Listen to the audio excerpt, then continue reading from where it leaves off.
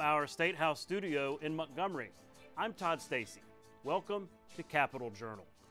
Another week, another development in the ongoing saga with the Alabama Department of Veterans Affairs, its commissioner, Kent Davis, and the board that oversees it. We reported last week that the State Board of Veterans Affairs voted to approve a motion asking Davis to reconsider his agreement to resign at the end of the year. That was after Governor Kay Ivey, who chairs the board and with whom Davis made that agreement, left the room. Today, Governor Ivey has called a new board meeting where she will ask the board to immediately remove Davis as commissioner. This all stems from a messy interagency dust-up that became public back in August when leaked documents revealed that Davis had filed an ethics complaint against Mental Health Commissioner Kim Boswell. That complaint was quickly dismissed, and Ivey called it frivolous, while also releasing information documenting what she characterized as the mishandling of the American Rescue Act grant process with improper and potentially illegal grant submissions. She called on Davis to resign, but later met with him and agreed to allow him to serve out the end of the year. But this week, VA Board Vice Chair Scott Gelding sent a letter to his fellow board members saying that Davis himself manipulated the board into voting for his support. That seems to be, in part, what led Ivey to demand his immediate removal for cause. In a 40-page letter to Davis, Ivey laid out what those causes are: general lack of cooperation with other state agencies, namely mental health and finance, mishandling of that ARPA grant program, that filing of a frivolous ethics complaint, breach of agreement, as she argues that failing to publicly reaffirm his resignation constitutes breaking a promise, manipulation of the board, failure to comply with a follow-up attempt to reaffirm that agreement, and general loss of trust and confidence. Ivey wrote, quote, "You have lost the trust and confidence of the board vice chair and numerous leaders in the legislature. In addition, you have lost my trust and confidence," end quote. Davis himself has declined to comment on these developments, but he referred questions to his attorney, John Saxon. Saxon says that Davis is committed to honoring the original agreement that allows him to stay on as commissioner until the end of the year. That board meeting that Ivey called is set for this coming Tuesday, and we will be there.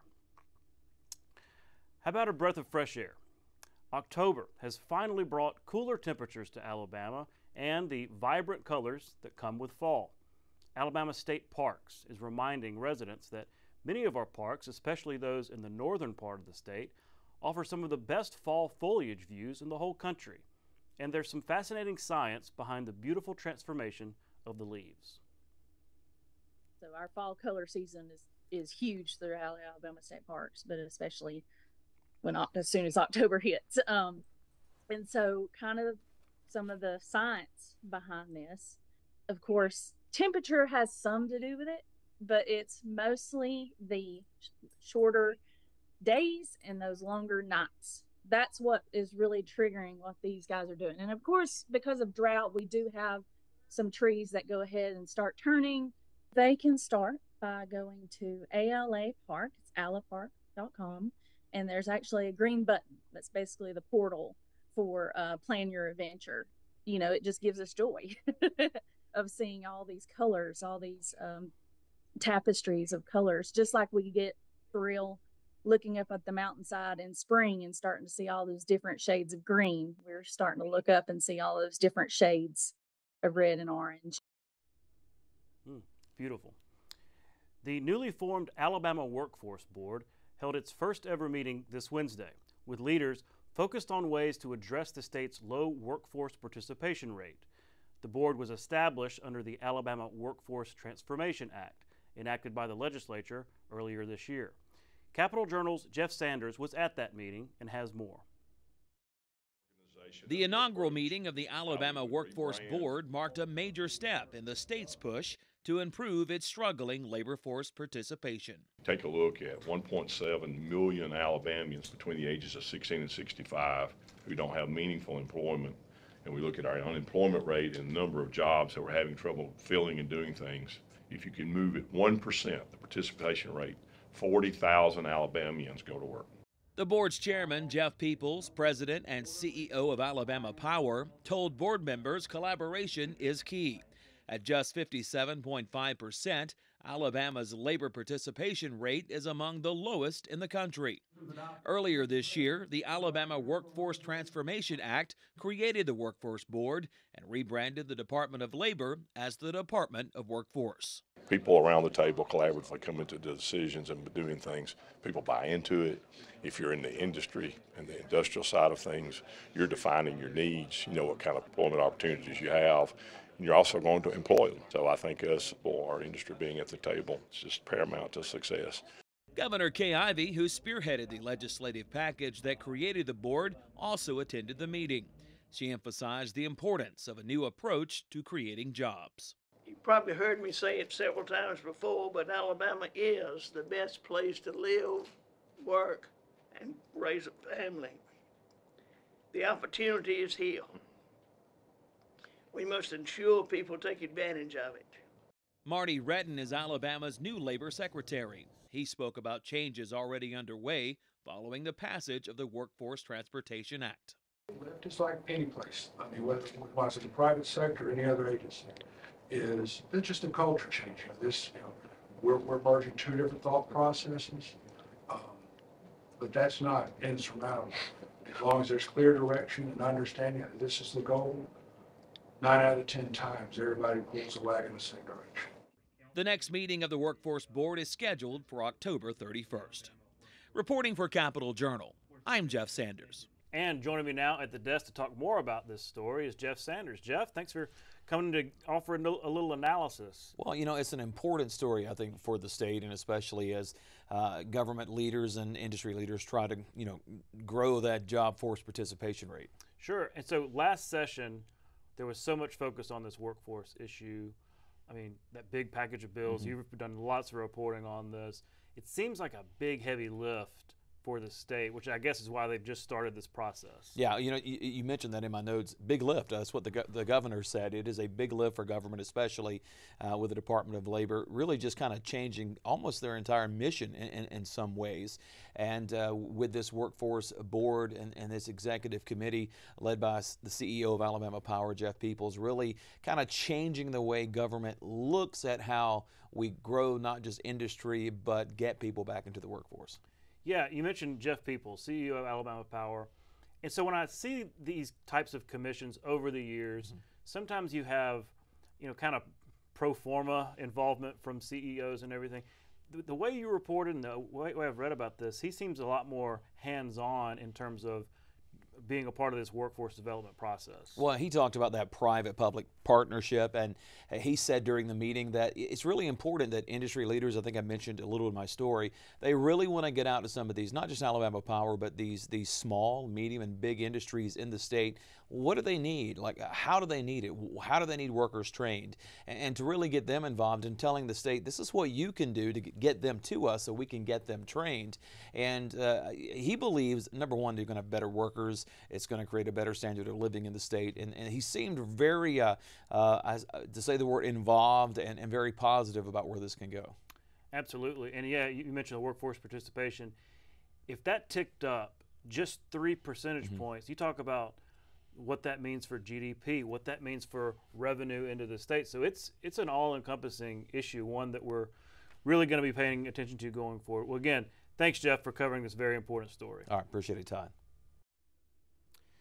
A few weeks ago, we spoke with Mobile Chamber of Commerce President Bradley Byrne about how Alabama's Port City was breathing a sigh of relief after dock workers suspended their brief strike to negotiate a larger agreement come January. But the situation served as a reminder of just how important Alabama's port is for our state and region. Capital Journal's Randy Scott looks at just how deep that impact goes. March 26, 2024, a cargo ship loses power and crashes into the Key Bridge in Baltimore, causing a majority of it to collapse into the Port of Baltimore. This event caused ports throughout the country to make adjustments to handle business since this major route was out of commission. This included Alabama's Port of Mobile. Fast forward a few months, and Baltimore's port has reopened, and shipping at other ports has resumed. But now, a strike by port and dock workers around the nation threatens to bring that fluid work to a halt. The disagreement is over wage increases and introducing new tools to do work at docks. Concerns were raised if this would affect work in Mobile. We actually do the inspections of all the grains that go through the Port of Mobile, and so no, fortunately that operation down there is operated by non-union workers, and so we were still shipping soybeans and other things out of the Port of Mobile. Alabama Department of Agriculture Commissioner Rick Pate keeps a close eye on developments. It never slowed us down at all, and of course it's actually picked up this year. And of course you can imagine if other ports are impacted by the strike, then more will come to Mobile. Agriculture is big business for Alabama. You can see its influence in many places. You want to see their products and services, they have to be able to be moved. So questions rose. If there was a strike at the docks, how would it affect that movement and the availability of those products? We don't import a lot of our food anyway, and so that's one of the advantages. We know that food security is national security. We saw that during COVID. A solution was reached between both sides of that strike, and it ended before things got worse. But there's a chance this issue could return in a few months, and work is already underway to be ready for it. And the system's it's pretty intricate, and so it's not made for you to buy twice as much, everybody to buy twice as much toilet paper or twice as much beef and fill up their freezers. And so, yeah, when people behave unusually in their buying habits, it obviously looks like we've got a problem. But, you know, actually the system's pretty resilient. In Montgomery, Randy Scott, Capital Journal.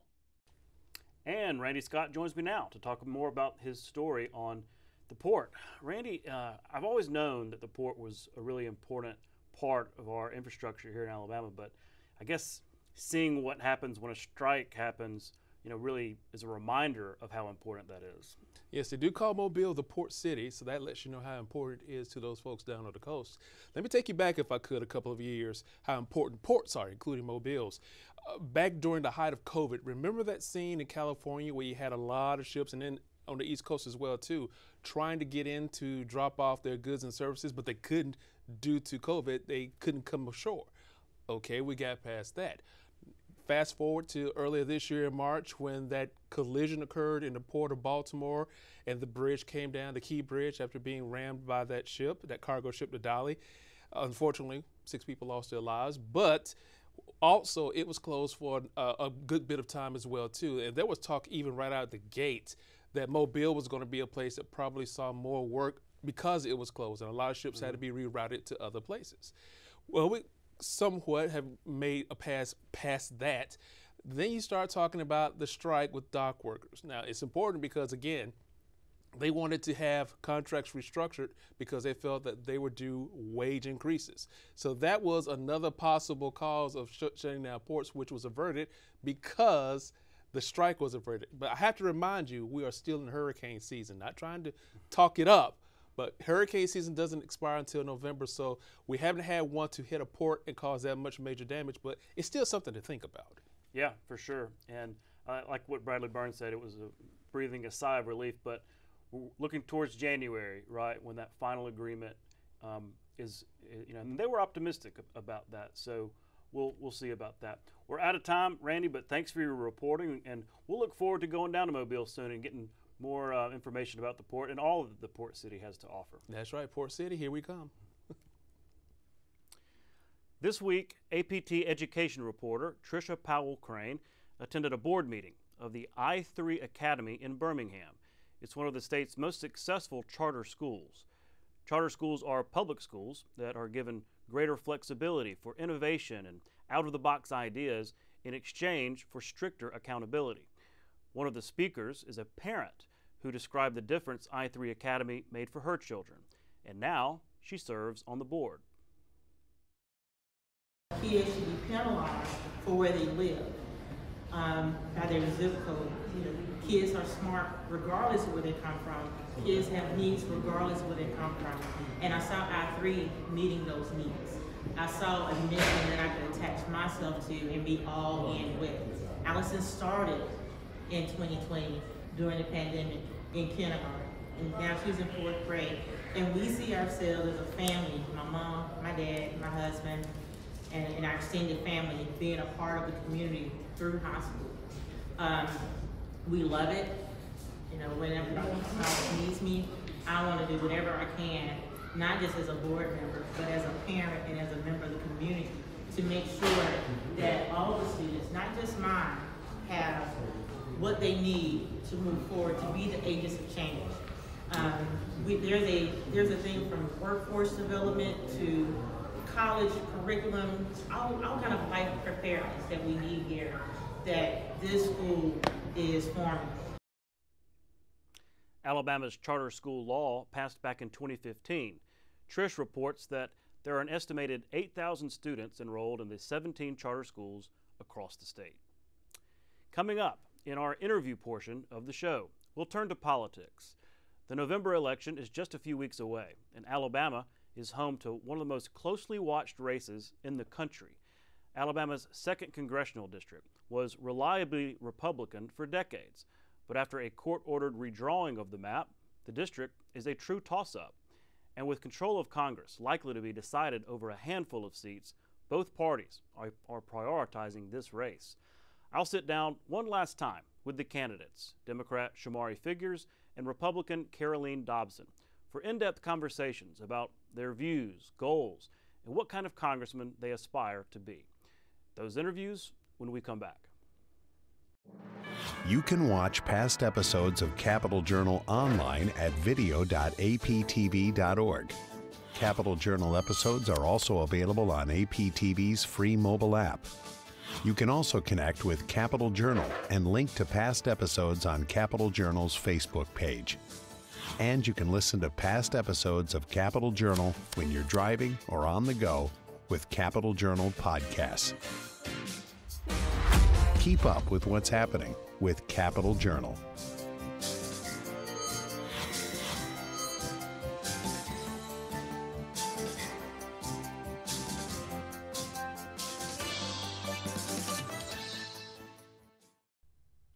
Welcome back to Capital Journal. In just over 2 weeks, voters in Alabama's 2nd congressional district will vote in a very highly anticipated, nationally watched election for Congress. Joining me next to talk about it is the Democratic nominee for Congress, Shomari Figures. Shomari, welcome back to Capital Journal. Hey, it's always good to be here, Todd. Always good to see you, man. Thanks for having us back. Absolutely. Well, it's been important to us to cover this race. It's a truly competitive race. Haven't had one of those probably since 2010, so it's been important for us to do this. Yeah. And so, like I said, just over 2 weeks to go in the campaign. It is truly the home stretch. What is your closing message to voters to sell them on your candidacy? Yeah, look, well, I want to start by commending you and the station here, because you guys have done an excellent job of prioritizing this race, giving it the platform that it deserves across the state, and doing so in a very balanced and unbiased and nonpartisan fashion. So thank you for that.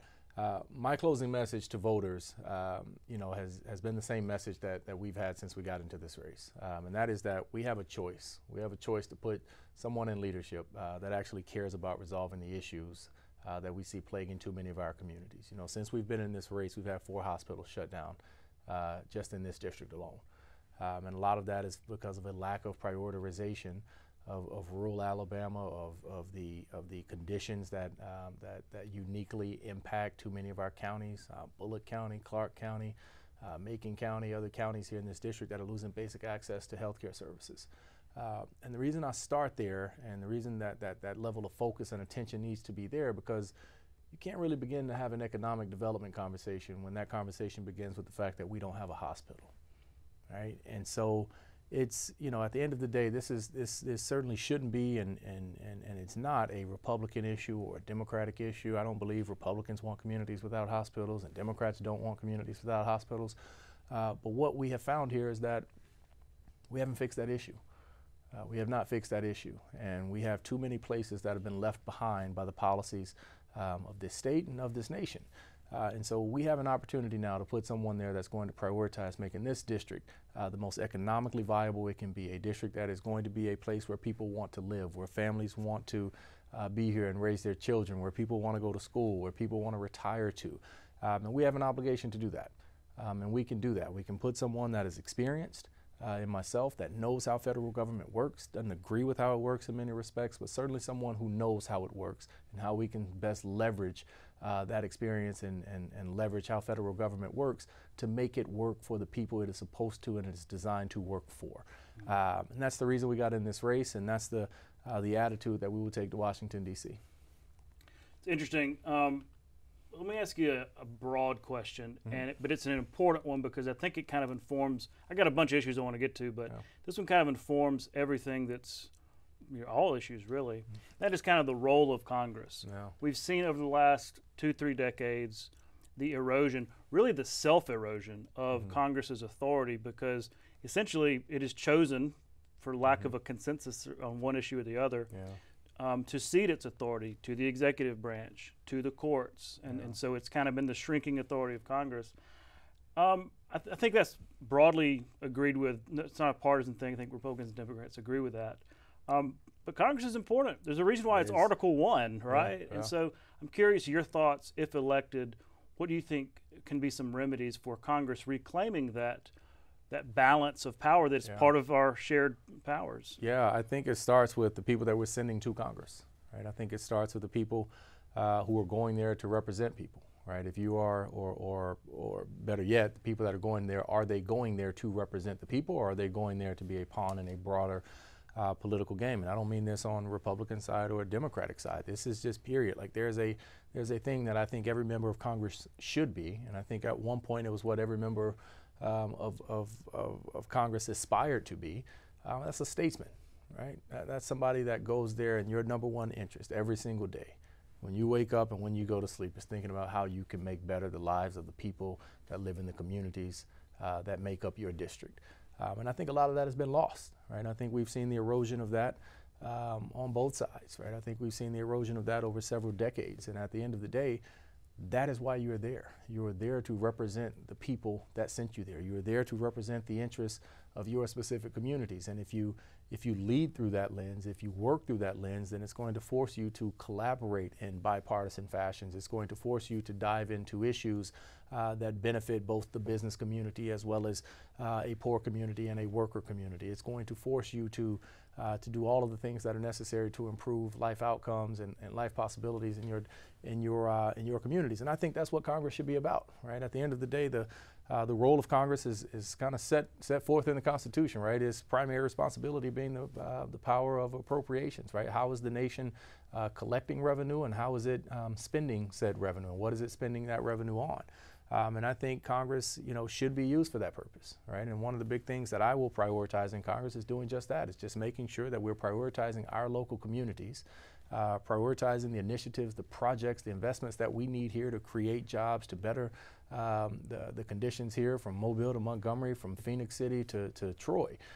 Better those conditions through the power of appropriations, through driving those investments in our district. And I think if everybody does that, then we will once again see Congress emerge back to the role, the status that it kind of had within the three co-equal branches of government that it once had in decades past. Yeah, hope springs eternal. And it is important, like you said, for that balance. You hit on this a little bit, but let me talk about the economy. Yeah. Prices are up. Lots of reasons why, but prices are up. Wages have not caught up, have not kept up with prices. So that means families are struggling. What can Congress do to ease that squeeze between high prices and wages not keeping up? Ease that squeeze that families are feeling. What do you think Congress's role can be there? Yeah, look, I think you're right. Prices are up, and people are certainly struggling across this country, across this district, and across this state. But one thing that we know about being in Alabama is that that's not necessarily a new struggle for far too many people. People have been struggling here in this state for far too long. And that's something that we have to acknowledge, right? Something that we have to acknowledge. And so the role of Congress with the economy is pretty straightforward, right? Congress must, make sure that we're leading by example in terms of what the federal government is spending its resources on. It must make sure that the federal financial agencies, using its oversight powers and its legislative powers, to make sure that our federal financial or agencies that have a role in the financial process, Department of Treasury primarily, that they are implementing and executing sound fiscal policies that will not lead us into the wrong direction fiscally. We've seen that, just in this current administration, through no fault of any president. Joe Biden and the administration, they literally inherited the worst economic situation that we've seen in this country since the Great Depression, right? All thanks to COVID, which was something that nobody could foresee. Congress did the right thing during COVID and made certain investments into the economy to make sure that we did not fall off of a fiscal cliff and go into a recession or a depression or worse. And that's the role of Congress. Like, you have to make sure that you're doing that you're gearing those programs there. But we also have to make sure that we're doing things like cutting costs on some of the bigger ticket items that we know drive costs. And what do I mean by that? It's like protecting our seniors, right? Making sure how we did with the Inflation Reduction Act and capping the price that they're spending on insulin out of pocket, right? Making sure that their prescription costs are not going to lead them to losing a home or having to balance each month whether or not they're going to pay rent or pay the electric bill or buy their medication. And there's a role for Congress to play in doing that, and I think that Congress has done a pretty good job in protecting seniors and protecting and trying to guard against rising healthcare costs here over the last several years. And so we certainly still got to prioritize doing that. We have to make sure we're making the investments in things that makes it easier to live here in America, making sure that we have policies in place that are promoting, like, the construction of more affordable housing, making sure that we are promoting policies that kind of curb the rising costs of higher education, because as that price of higher education goes up, there are certain communities who are left out of having that opportunity to pursue that, which means that they are less likely to be able to have those good, high-paying jobs to be able to provide for their families as they go forward. Mm-hmm. Well, one economic question that's going to be on Congress's plate next year, no matter what, is the Tax Cuts and Jobs Act, colloquially known as the Trump tax cuts, enacted back in 2017. Yeah. They expire, I'm pretty sure, at the end of 2025, so around this time next year. Congress can let them expire. Congress can reauthorize them just as written. Congress can amend them. Yeah. Where do you stand in terms of what Congress should do to that specific tax policy? Look, I think what's more realistic and what's more likely to happen is that they will be amended in some shape, form, or fashion. There were some good things about the tax cuts. There were some things that did not provide the types of benefits that were promised. There were some things there that prioritized certain groups of earners and did not prioritize lower groups of earners. There were provisions in it that certainly benefited businesses. I'm a business owner myself, right? There were provisions that allowed businesses to be able to invest more, and I think we have to be to invest more in their businesses. And so I think we have to be cognizant of that and recognize, what the benefits are. We certainly can't oppose something just because Trump's name is tied to it, just like I encourage my colleagues on the other side not to oppose something just because Obama or Biden's name is attached to it. True, yeah. And so at the end of the day, I think we have to assess the situation, but I think we also have to make sure that our tax system is fair. We cannot have a tax system that places an unfair tax burden on those who can least afford it. Warren Buffett has said it time and time again for decades. It makes no sense that he pays a lower effective tax rate than his secretary, right? Because those people here, look, the average individual, the median individual income here in the state of Alabama is $39,000. People who made $39,000 or less did not reap the benefits of that tax bill, right? And that's what we have to understand, right? We have to understand that our tax policies must be fair. People must pay their fair share. And that we cannot expect to have a system where we expect our teachers, our police officers, our soldiers to pay more of an effective tax rate than people who make, triple, 5 times, 6 times as much as they do. It's about fairness, and I think that there's a way to balance fairness while also recognizing the benefits that tax cuts in certain circumstances can provide to the economy as a whole. Mm-hmm. We'll switch gears while we have the time to talk about national security. Mm-hmm. Congress obviously has a role to play in national security. There are escalating tensions. Israel, Ukraine. You could say Taiwan. Taiwan's not hot right now, but the other two are certainly hot. Based on your view of things, what should Congress's role be in those? Well, let's just take Israel and Ukraine specifically on where we are. What's your perspective on where we are? What Congress should do in terms of providing support or not going forward? Yeah, look, I think we have to look at history, And we have to be informed by history, and we have to understand what history tells us are possible and in some cases likely foreseeable outcomes if the United States does not play the role of a leader. And Congress has a role in that. I mean, we begin this with a conversation about the role of Congress and sort of like its historical sort of status that it held amongst the three co-equals. Well, the power to declare war was spelled out in the Constitution as one of Congress's responsibilities to do. So sure. I think the Constitution inherently recognizes Congress's role in leadership on issues of national security. Look, I think the United States has an obligation to make sure that we are doing everything that we can to prevent the expansion of dictators and prevent the expansion of the aggression that we see in Russia and Ukraine. I think likewise we have an ally in Israel that we have to support. Israel is a strategic ally to the United States for more than one reason. It is a source of stability in the most volatile region, arguably, that the world has ever known. And so Israeli security and bringing that conflict to an end and making sure that Israel is there and exists in a peaceful long-term format is a matter that affects national security here domestically as well. So I think we have an obligation to lead on both issues, to lead in both respects, and lead in a responsible way that has the same end goal that I know the vast majority of people want, and that's to bring these conflicts to an end, that brings long-term peace and stability, and that puts us in a place as a world and in those regions, and certainly here in America, where we are more safe and more secure because of it. Mm-hmm. Related in terms of the military is just readiness and everything, but what they call BRAC, base realignment and closure. It's been about maybe more than 20 years since we've had a BRAC, meaning the process by which Congress, sort of by committee, goes through and says, okay, you know, the military has changed in the last 20 years, so this base can be consolidated with this base and all that. It can be a painful process, especially in a state like Alabama that has a lot of military presence, and nobody wants to lose a mission, right?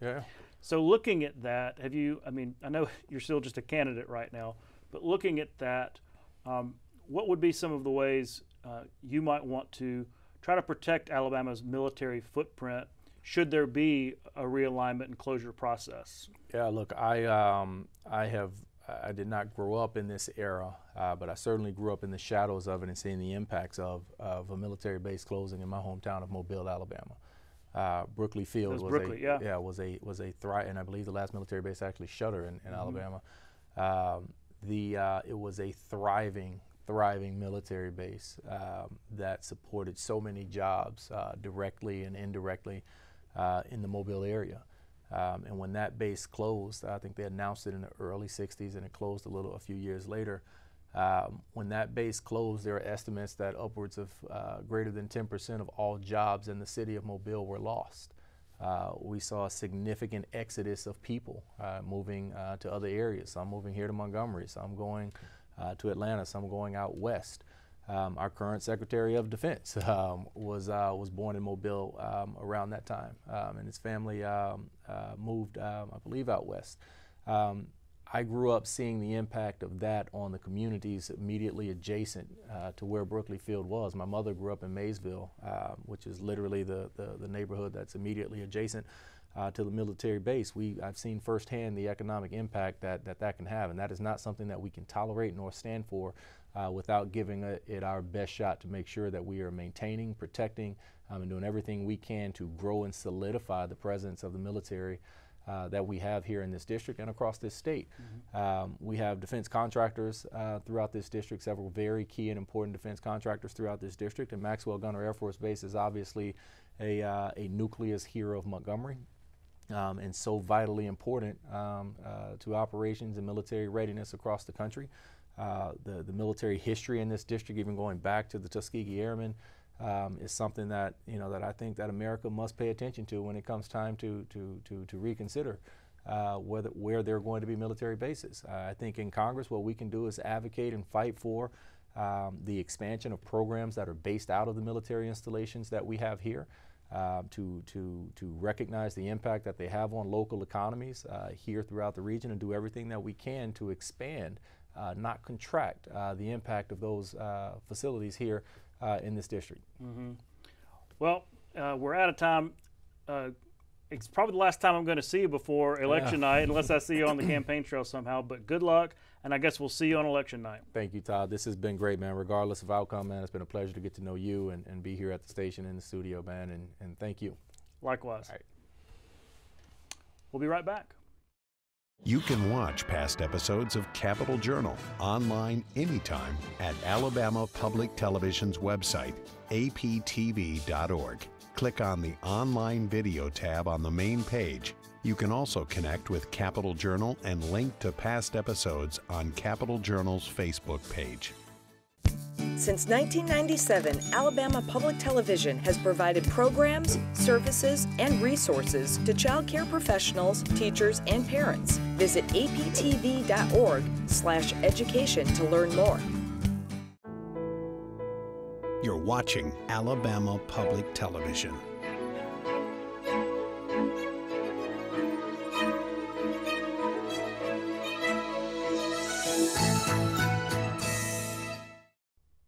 Welcome back to Capital Journal. And joining me next is the Republican candidate for the Alabama's 2nd Congressional District, Caroleene Dobson. Caroleene, thanks for coming on the show again. No, thank you for having me. Always a pleasure. Well, we've got just over 2 weeks to go in this campaign. I know you're probably ready for it to all be over, but it's the home stretch. That's right, that's right. So I'm curious, what is your message to voters now that they're really starting to pay attention, right? What's your closing argument for your candidacy? Well, my closing argument is what my opening argument was. I'm running to make life better for Alabama families. You know, I'm a working mom. I've never been in politics. I got in this race because I grew up in Alabama. I went to college and law school out of state, moved back to Alabama before the birth of my first child because having lived elsewhere, I appreciate what we have here in Alabama, such a sense of community and faith and family, and there's nowhere else I wanted to raise my kids. So I came back to Alabama, but in the 5 years I've been back, I've seen Alabama families struggling, especially in the past 3.5 years. And so I'm running to bring down gas and grocery prices. I'm running to make our community safer, and most of all, to give our kids opportunities. We have such a brain drain problem throughout the rural areas of this district. Here in Montgomery, we have young talent leaving, going to Birmingham, Atlanta, Nashville, Huntsville, and never coming back. We've got wonderful communities. We've got incredible resources. We've just got to do a better job of connecting our young people with opportunities in the district. I knew that I wanted to be able to look my daughters in the eye at the end of the day and say, I tried to make life better for you and for all the kids in this district, and to ensure that folks can come home and have a fruitful career and give back to the communities that have given so much to them. And that's why I'm back in Alabama and why I wanted to run. And that's been my message consistently. But yes, now that people are really honed in, I'm not a politician, and frankly, I think we've been suffering because we have had too many DC insiders that are concerned with funding DC instead of delivering results to the people of Alabama.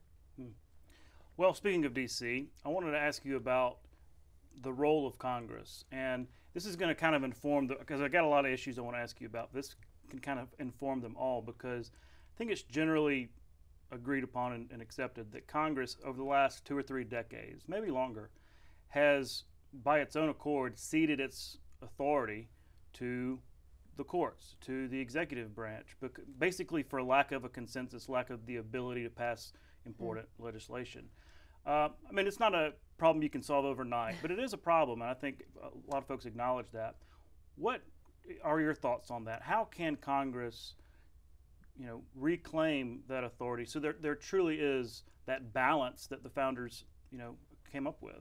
Right, and that's what, again, I think it's so important that we have an Alabamian representing Alabama families in this district, because to your point, our founding fathers designed the House to really be the voice of the people. Senators were originally elected by state legislatures, so that was kind of the voice of the state as opposed to the voice of the individual citizen. And so that's been my goal, is to spend every minute of the campaign in the district listening to voters, hearing what their concerns are. And when it comes to the balance of power, I think we saw a huge victory for the balance of power coming from the Supreme Court with the Loper Wright decision, which overturned the Chevron analysis, because I think we've seen an executive branch that has just been getting bigger and bigger and bigger. In some ways, our administrative state has become a fourth arm of government. And you know, and I know that, you know, regulations are killing small businesses. A dollar spent towards complying with a regulation or having to submit additional paperwork to, you know, a certain government agency is a dollar less that a small business could spend on paying an employee or reinvesting in its business. And so, and that affects businesses throughout this district, whether it's, you know, small mom and pop construction companies, small farmers, certainly the healthcare industry as well, really just across the board. We've seen so much over-regulation. And so, you know, the Supreme Court kind of set the framework for scaling back the executive branch and restoring that balance of power. But now Congress, with congressional review acts, really needs to take a long, hard look at some of these regulations that, look, you know, I mean, we need a regulatory framework. We need regulations, but they should be designed to help protect the public and not control the public, and not stymie the growth and opportunity. Ronald Reagan once said that, he said, government views the economy like this. If it moves, tax it. If it keeps moving, regulate it. If it stops moving, subsidize it. And that's what we've seen in this administration. And so it's crucial that really kind of all branches of government work together in restoring that power. And we saw in 2020 that the executive branch actually issued an executive order, the Regulatory Bill of Rights, that limited its own power, limited the power of the executive branch, because it set in place some basic guidelines and protections for agency investigations and audits of individuals, of small businesses. For instance, you know, prior to the Regulatory Bill of Rights, there wasn't a standard rules of evidence. So if an agency, you know, came to your small business and said, you haven't been complying with these regulations, they didn't necessarily, there were varying guidelines on the evidence provided. Similarly, the burden of proof varied from agency to agency as to whether you know, an individual or small business had to actually prove that they were innocent, or whether it was on the agency to prove that the individual or small business had actually violated that regulation, and that regulation applied to that business in the first place. So that was a huge victory for all Americans, because you know, depending on who's in the White House, you could, you know, I think we've seen certainly you know, politically motivated investigations of businesses that are on the other side of the aisle, but that could go either way, depending on who's in the White House ostensibly. And so the Regulatory Bill of Rights was a huge victory for small businesses, and again, a step towards restoring that balance. But then within 40 days of the Biden-Harris administration, the Regulatory Bill of Rights was revoked because, and this is in print, it was too burdensome on federal agencies. Because that's where the focus should be, as opposed to the burden on the citizen or the small business owner. But well, we could probably talk all day about that issue, and we'll talk later about expanding the House of Representatives, my little hobby horse.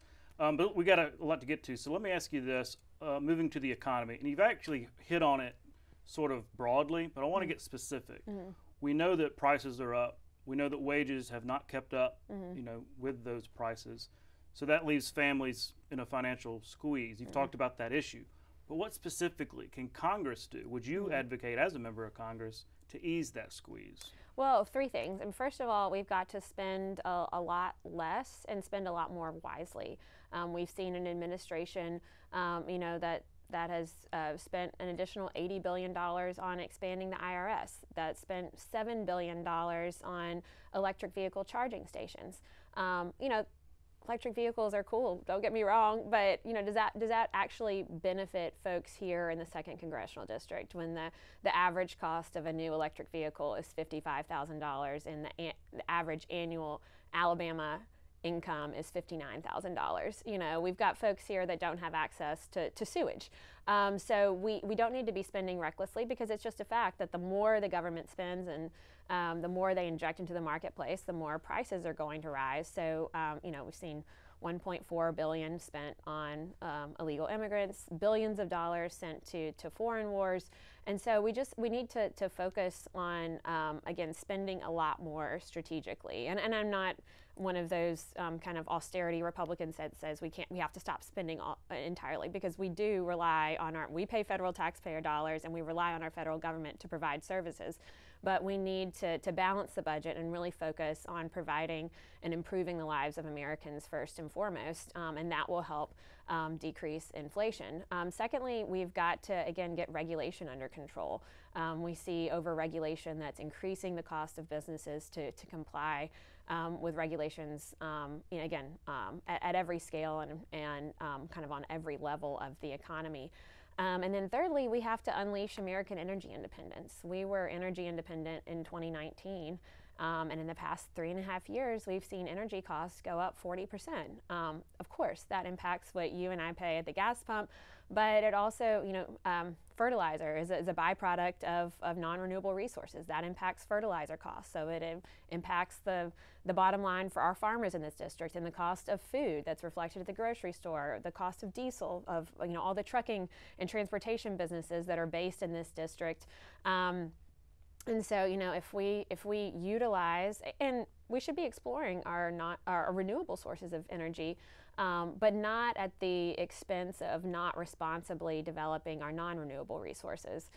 Because when we're not energy independent, we're more reliant on bad actors like Russia, like nations in the Middle East. We make the world more reliant on those nations. And who do you trust more, American energy producers or Russian energy producers, when it comes to responsibly developing non-renewable resources? And I think, again, I used to practice a little bit of oil and gas law, but I think we have energy producers here in America that are constantly looking for ways to develop non-renewable resources in more efficient ways that are cleaner and kinder to our environment. So energy independence is a way that we could immediately bring down the cost of what it takes to grow things, build things, make things, move things, and that would be reflected at the grocery store for every Alabama family in this district.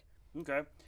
The Tax Cuts and Jobs Act, colloquially known as the Trump tax cuts, passed in 2017, set to expire next year, at the end of next year. So Congress has a decision to make. Right. Should those be extended? Should they be made permanent, amended? What's your position? They absolutely should be made permanent. That this will help continue to foster growth. And look, we have our tax revenues are higher than they've ever been. We don't have a tax revenue problem. We have a spending problem. We've been recklessly spending money, again, to the detriment of folks that we saw recently, victims of Hurricane Helene, Hurricane Milton. Secretary Mayorkas saying there isn't enough money to make it through hurricane season, and yet we've been spending, this administration just sent $157 million to Lebanon. So we have a spending problem, but we have to make the Trump-era tax cuts permanent.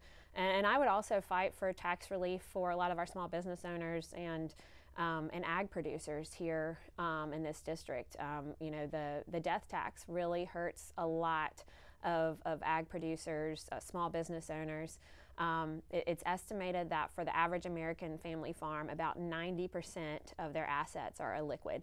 That's land cost, equipment cost, and so we're anticipating seeing about 40% of American family farms switch hands intergenerationally in the next 15 to 20 years. So we're going to witness fragmentation unlike we've ever seen. Unless we can have some more relief when it comes to the death or estate tax. When it comes to, those that are hardest hit are the small family farms. 100 acres, a couple of hundred acres. It's a crucial part of America's food security, and we cannot ignore that either. Mm-hmm. We've got about 5 minutes. I want to get to national security. Mm-hmm. Congress plays a big role when it comes to national security, and it's a dangerous world out there. Lots going on. But in your estimation, what is this country's primary, greatest national security threat, and what should Congress do about it? Well, I think immediately what really doesn't require legislative action. It requires action from the executive branch because this administration opened our border, but our open border is a huge national security threat. It's estimated that 8 to 10 million non-citizens have come across our southern border in the past 3.5 years when the border was opened by executive action alone, part of the Biden-Harris administration. My opponent in this race was actually part of Biden's transition team that made that decision. And it's put a tremendous strain on our resources. Again, I mentioned, I think the estimate is that about $1.4 billion have been spent on non-citizens in the past 3.5 years. It's also certainly increased the fentanyl crisis that we see throughout the country. 100,000 Americans died of fentanyl overdose last year. About 1,300 of those were here in Alabama. My own godbrother here in Montgomery died of a fentanyl overdose. It's really hard to find families that haven't been touched by that crisis, and 80 to 90% of fentanyl precursors are made in China. They cannot legally be imported into the United States, so the main path of entry is across our open southern border. It's also the number of known criminals that have come across our southern border. ICE about 2 weeks ago released data showing that 662,000 individuals with known criminal histories of varying degree have come across our southern border. Of those, 13,000 had murder histories, murder criminal histories that have come across our southern border. So it's making our country less safe, and again, really putting a lot of pressure on economies, state economies, and most certainly rural economies, small town economies that already were under strain. So that's a huge national security issue. But you know, also we look at just the rise of global threats. That we see I meant to ask you Russia. Specifically about Ukraine and yes, Israel. Yeah, and you know, Iran. I think, you know, when it comes to Israel, we have to absolutely support Israel, but in doing so, we also have to take a tough stance against Iran, because that's the source of funding for a lot of these terrorist training camps for various terrorist groups. We have to take a tough stance against Iran. And we also have to crack down on anti-Semitism here in this country. We have to show that that won't be tolerated.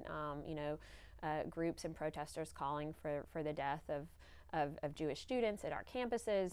We have to show that there's a zero tolerance policy when it comes to hate speech and hate crime against those of Jewish heritage and Jewish faith here within the United States. But it all boils down to projecting strength. You know, our goal should absolutely be peace, but we can only obtain peace when we can deter the evil forces in the world, and we can only deter when we are once again strong.